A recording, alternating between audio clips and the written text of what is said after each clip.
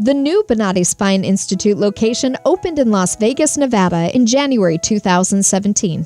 One of the first patients at the new facility was Robert Canavan. I'm a slot tech at the Rampart Casino, part of the Marriott. In my spare time, I pretty much just take care of the house here, take care of the grounds. My job requires me to remove and install slot machines like you see on the casino floors, set them up, key chip them, set them up, repair them. I answer calls to the floor if there's a problem. Though he was aware of his pains for many years, they were not bad enough to seek a surgical treatment until he woke up one morning and discovered things had definitely changed. They told me I had degenerative disc and mild stenosis probably 15 years ago. Within the last year or so, it went to severe. I really didn't notice anything. There wasn't any accident that caused it to happen. It's just probably being hard on my body. I work 7 days a week, and then I used to own and operate a beef cattle farm in Illinois. I just got up one morning and noticed my toes on my left foot were tingling and that there was a pain shooting down my leg.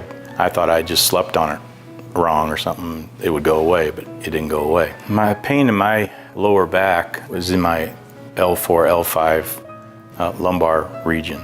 For me, it's a bilateral condition. I have it on the left side and on the right side.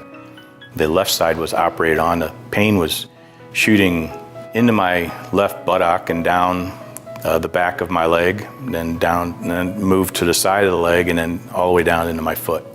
It didn't stop me completely from working, slowed me down a lot. But yeah, I couldn't stand at the counter over there and make a sandwich and make it back over to the couch. It was debilitating. Robert was taking prescription medications to temper his pain, but he knew they were not a long-term solution. They started me off taking tramadol, and then they jumped up to Vicodin. And from Vicodin, I went to Percocet. You know, I was still working, so I have to be, I like my fingers. And I don't want to lose any of them, so I have to be careful, you know, taking heavy narcotics, you know, especially driving. He tried conservative treatments without success, and his general practitioner sent him to a specialist. But with this doctor, it seemed, the news only got worse. I did try chiropractic care, but based on my history that I knew about, I really just didn't think it was going to be solved with chiropractic care. Went to my family doctor. He sent me to another neurosurgeon.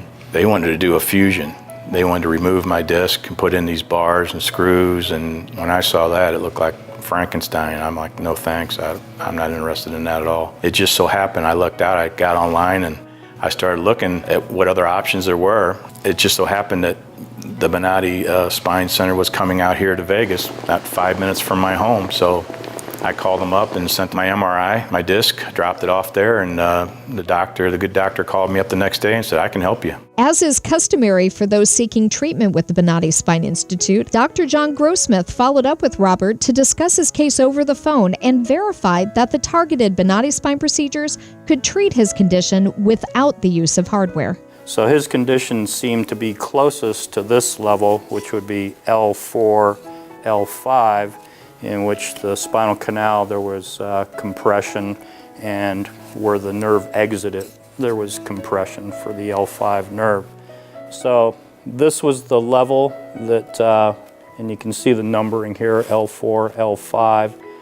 There's degenerative disc here, and in addition, there's this not aligned vertebral body of L4 in relation to L5. Not a lot, but it's present, so that condition we call spondylolisthesis. So if you can imagine two circles, if they're not quite lined up, you can see it could make things a little narrower like that. So it can add to any narrowness that's already there in the spinal canal.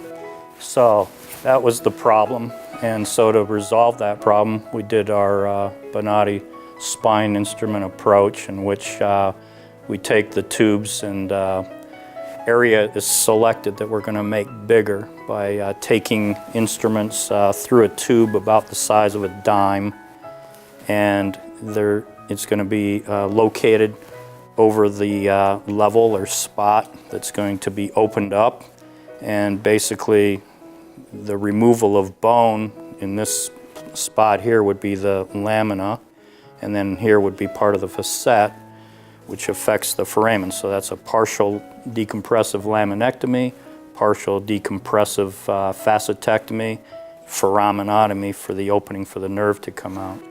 It sounded like the way to go to me, so I went in to see them.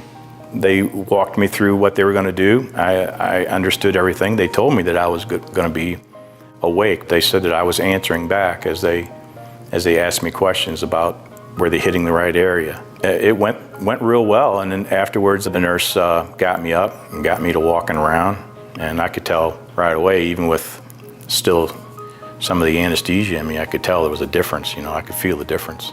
And within 2 days, I didn't have no pain at all. It was gone.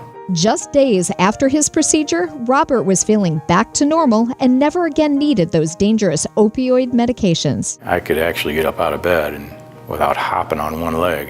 Quite remarkable that they're able to go in there and do what they do and take that pain away. Like I said, I couldn't hardly stand and make myself breakfast. It would literally make you want to collapse at the counter. After my procedure, they didn't prescribe me anything, and I didn't take anything other than occasional ibuprofen or Aleve. You know, if I got a little carried away doing something a little bit too much. His surgical experience was so successful, he has become an advocate in his own right, imploring others to do their homework and seek out alternatives to the harsh methods in traditional hospital settings. I even stopped by the center and picked up a number of their pamphlets and their cards and dropped them off at my family physician for him to look into, and if he thought appropriate, refer them to Bonatti instead of to a neurosurgeon that wants to jump right in and do a spinal fusion right away. When I went to go see that neurosurgeon, I sat in his office for an hour and a half, and when I finally got in there, I got 3 minutes of his time. He showed me my spine, or somebody's spine, on his cell phone and said, "This is what I need to do. I need to fuse your disc, your vertebrae together, remove your disc." I didn't care for that at all, so when I went to see Dr. Grossmith, he spent all the time I needed, you know, looking at, showing me the MRI and where my problems were going to be and what he could do to resolve it. So when you get a diagnosis that you need surgery on your back, don't just get one opinion, get numerous ones if you can. One person wants to do only spinal fusion or whatever, go check out somebody else and see what they have to say. And make your own decision, you know, what you think is best for you. Because if I had gotten that spinal fusion, I don't think I would have ever been right again. I hear 50% of them fail. And you have a lot less range of motion, and your mobility is never the same again. And then you have to worry about your hardware being in there. So I would definitely tell people, get 2 or 3 opinions, you know, and definitely check out Bonatti Spine Center.